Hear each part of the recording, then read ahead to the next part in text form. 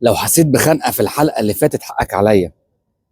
انت كنت بتشوف زنزانه العقليه الثابته.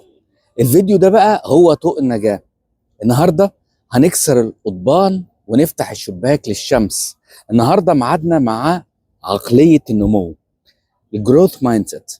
عقليه النمو مش مجرد فكره، لا لا لا، دي حياه جديده. صاحب العقليه دي مش بيشوف نفسه رقم ثابت، هو بيشوف مخه ده زي العضله، كل ما يمرنها بالمجهود والتعب بتكبر وبتفتح له افاق جديده. الفشل بالنسبه له مش نهايه العالم، بالعكس ده درس مجاني، قرصه ودن بتقول له عاش يا بطل، لسه في احسن. الناس مش بتخاف من الصعب، دي بتعشق التحدي لان هو اللي بيبنيه. عارف ايه اجمل حاجه في عقليه النمو؟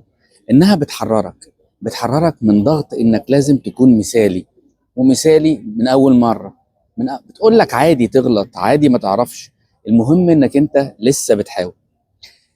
هنا المجهود بيبقى له طعم، والسعي بيبقى هو الوقود اللي بيصنع منك شخص ما كنتش تحلم انك تكونه في يوم من الايام.